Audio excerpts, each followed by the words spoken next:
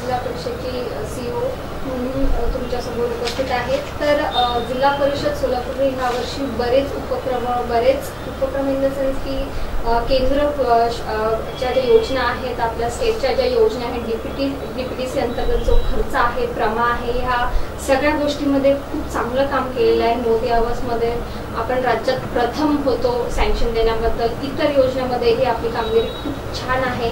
हे सगळं बघता त्याच्यामध्ये खूप मोठी मेहनत आहे आपल्या सगळेच अधिकारी कर्मचाऱ्यांनी। त्यांनी फार मोठा सहभाग त्याच्यामध्ये त्यांनी परिश्रम घेऊन दिलेला आहे आणि ह्याचंच कौतुक म्हणून प्रत्येक वर्षी आपण त्यांच्या क्रीडा आणि सांस्कृतिक ज्या स्पर्धा असतो तो घेत असतो। मागच्या बऱ्याच वर्षापासून कोविडपासून आपल्या त्या स्पर्धा वेगवेगळ्या कारणाने झाल्या नाहीत। यावर्षी त्याचाच एक भाग म्हणून म्हणजे विरंगुळा असलीच पाहिजे आणि त्यामध्ये काय होतं की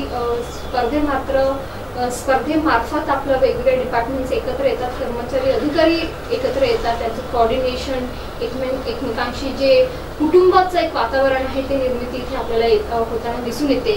तर त्याच्याच अनुषंगाने आपण 24, 25 आणि 26 फेब्रुवारीला आपल्या क्रीडा आणि सांस्कृतिक स्पर्धाचे आयोजन केलेले आहे। त्याच्यामध्ये आपण आउटडोर खेळामध्ये 14 प्रकारचे वेगवेगळे खेळ त्याच्यामध्ये करतोय। क्रिकेट असेल, व्हॉलीबॉल असेल, थ्रोबॉल असेल, इतर जे ॲथलेटिक्सचे खेळ आहेत ते असणार आहेत। त्याच्यानंतर इंडोर गेम्समध्ये बॅडमिंटन आहे आणि एकदम छोटे छोटे जे लिंबू चमचा वगैरे असे खेळ आहेत ते पण असणार आहेत। आणि सांस्कृतिक याच्यामध्ये जसं की आपल्याकडे गीत गायन आहे, एकपात्र नाटक आहे, समूह गीत आहे, त्याच्यानंतर लघु नाटक वगैरे, लोकनृत्य असे वेगवेगळे आपल्याकडे सादरीकरण होणार आहे। त्यामुळे ह्याच्यामध्ये सगळ्यांनी मला वाटते माझे जे कर्मचारी आहेत, अधिकारी आहेत, not only at ZP level म्हणजे हेडक्वार्टरच्या लेवलला तर असतीलच, पण पंचायत समितीच्या लेवललाही उत्स्फूर्तपणे सहभाग घेतील, पुढे नेतील अशीच मी अपेक्षा बाळगते। आणि ह्याही पलीकडे मला वाटते आपले जे सगळेच नागरिक आहेत